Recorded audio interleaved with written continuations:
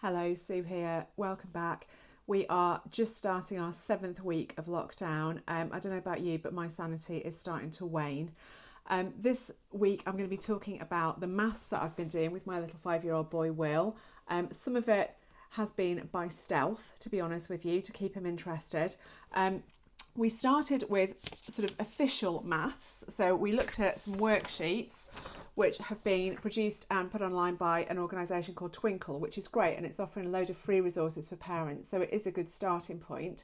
So we've been doing some dinosaur addition and some dinosaur subtraction this week. Will has really enjoyed this because he got very excited about the dinosaurs, and he also got all of them right, which he was really chuffed about. Unfortunately, although he got all of them right, verbally, when it came to actually writing down the right answer, because he's been out of school for 6.5 weeks now, he'd forgotten how to form some of his numbers, and he got really quite cross when he realised that he wasn't able to write down the number that he was very clear in his head was the right answer. So we've got some things written down really clearly, like a 10 here, which you can see is the sort of 10 that you and I would recognise as a 10. But he got his 6 the wrong way around and got quite upset about that and started to disengage because he couldn't get the writing part right.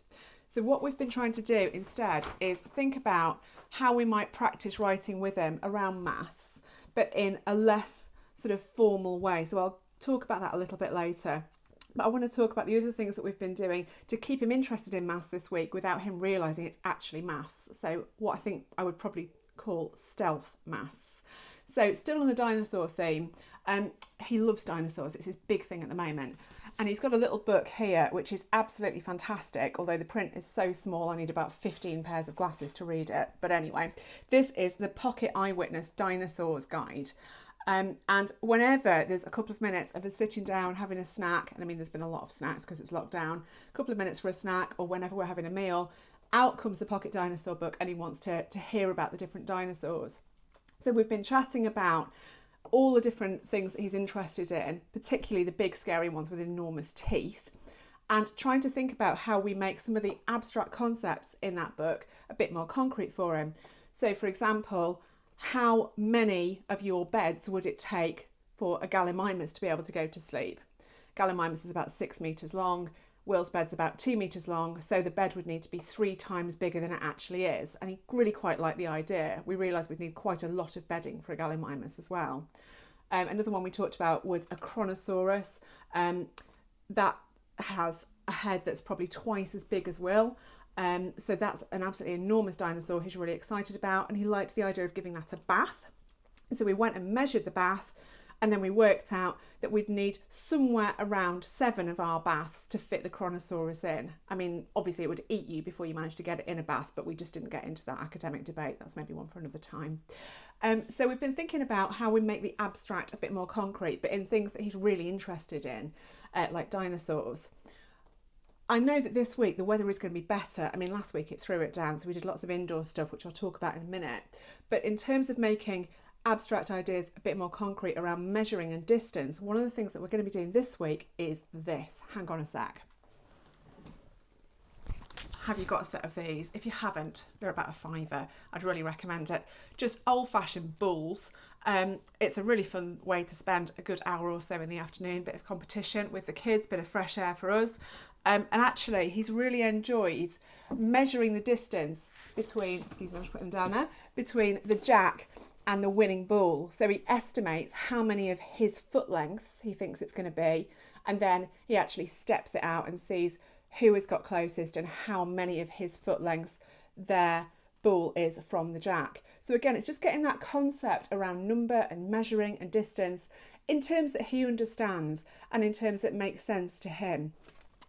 Thinking about other kinds of maths we've been doing this week, we have something in our kitchen which is a little bit unconventional. It's one of these. Father Christmas brought this, and to be fair, he was pretty inspired. This is a magnetic dartboard, and I have this on the back kitchen wall so that when I'm cooking, Will and I can play darts, because that's one of his favourite things to do, because he's a cracking shot, much better than I am. And I can just sort of stir something in the pan, turn around, throw a dart, usually miss the board or land on a 1 or something, But it means that actually he's doing something active in the kitchen where I am, and I can sort of play with him with one eye on what I'm cooking. It's a really great way of getting him working out how many points he's got, what the difference is between his score and mine. The difference is usually enormous because he's usually thrashing me. And actually, when we're trying to get him to practice his writing, he's going to be in charge of the tallies this week. So he'll be adding up how many points he's got, how many points I've got, and how many more points than me he's got, which will be really exciting for him. And actually, I'm finding with Will, as I think you'll probably find with your own child, when it comes to maths, it's really important that they feel as though they've got some sort of control and that there's some sense of a kind of even power dynamic between you and them. I find when I'm sitting down with him with a worksheet, there's this sense that I have the answer and he's trying to get to the answer. And for him, that's a bit annoying and a bit frustrating. Whereas with a game that he can actually beat me at, and will genuinely beat me at sometimes, there's a fair sense of competition. There's this much more equal power dynamic, and that seems to sustain his interest for much longer. So I would really recommend thinking about that. The other game that he's really interested in at the moment is our Avengers Monopoly game. And that's been fantastic in terms of just getting him thinking about money, because he loves buying up all the hero spaces. And he's actually really quite good now at working out how many of the different notes he needs and what the denominations add up to. He's also starting to get the hang now of how much change I am entitled to when I land on one of his spaces. So there's this sense of very sort of simple addition and subtraction just happening as part of a game, as part of a normal everyday experience. And I think actually when we're trying to do stealth maths with our kids, the key is making it just part of every day, part of our normal life. And something that they really are interested in is the best way to hook them into the maths and keep them doing it. So I'm really hoping that it's going to be a nice sunny week this week. The forecast is much better than it was last week. We'll be getting outside in the garden, playing some balls, having some fun, catching some rays, and trying to hang in there for another lockdown week. I hope you guys are hanging in there as well. Keep going. We're nearly there.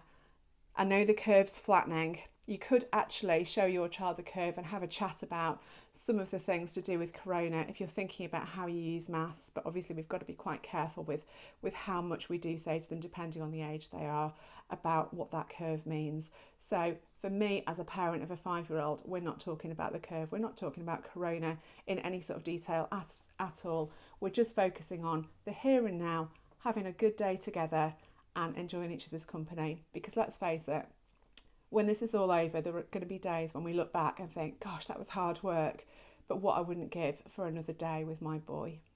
Look after yourselves this week. Take care. Stay safe. See you soon.